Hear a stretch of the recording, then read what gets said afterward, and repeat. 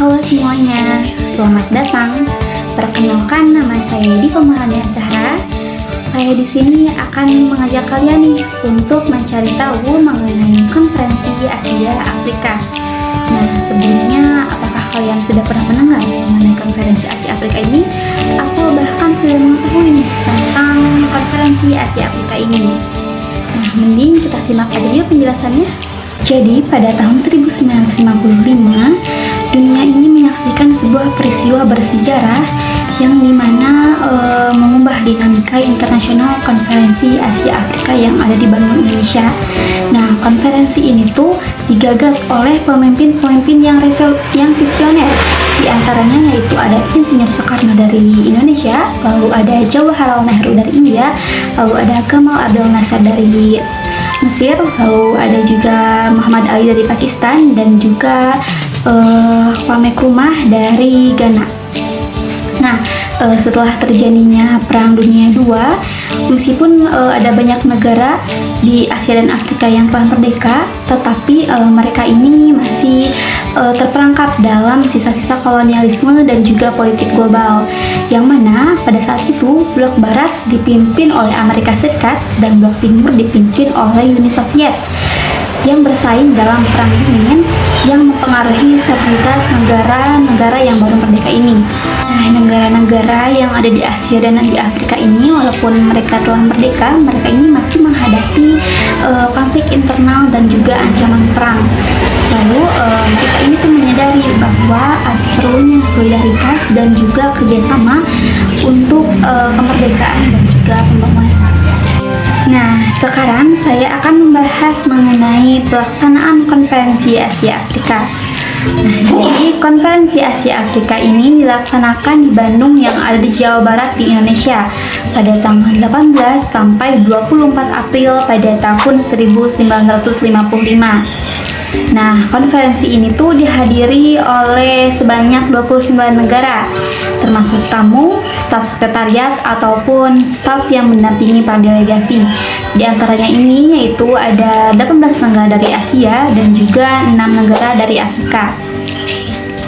Nah, dalam konferensi ini tuh tokoh-tokoh Indonesia ini memegang peran penting nih, yang mana yang pertama itu ada Ali Sastroamidjojo sebagai ketua, lalu ada Ruslan Abdul Ghani sebagai sekretaris jenderal, lalu yang ketiga ada Muhammad Yamin sebagai ketua komite kebudayaan, dan yang terakhir ada Profesor Seno sebagai ketua komite ekonomi.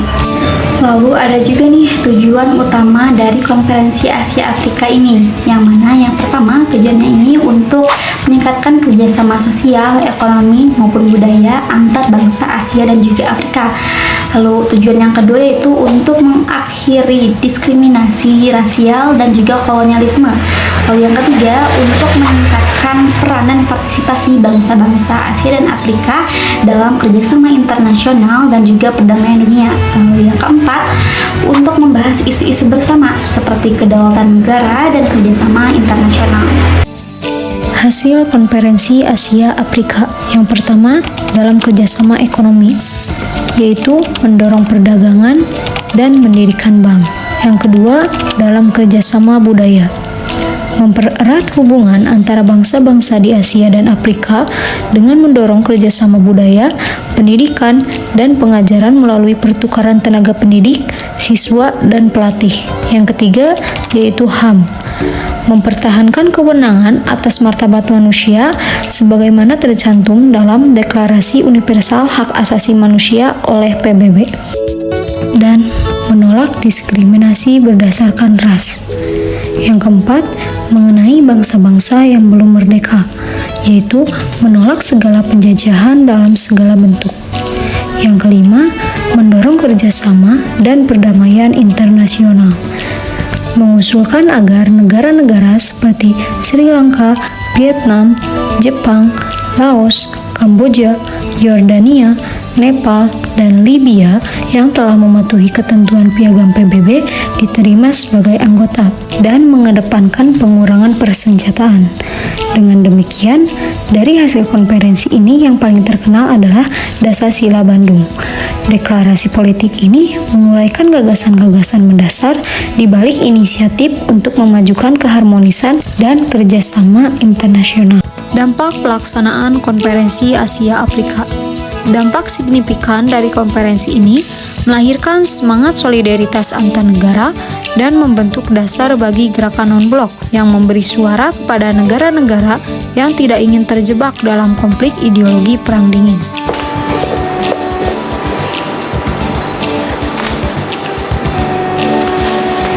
Dampak nyatanya terlihat dalam promosi kerjasama ekonomi. Di negara-negara anggota mulai saling mendukung dalam pembangunan infrastruktur dan perdagangan, serta memperkuat solidaritas antar bangsa. Konferensi ini juga menginspirasi dan mendorong banyak gerakan kemerdekaan di Afrika, mempercepat proses dekolonisasi, dan memotivasi rakyat untuk berjuang melawan penjajah dan memperjuangkan hak mereka untuk merdeka. Dari Bandung, semangat persatuan dan kemerdekaan menyebar ke seluruh dunia. Konferensi Asia Afrika bukan hanya sebuah pertemuan, tetapi sebuah gerakan untuk masa depan yang lebih baik.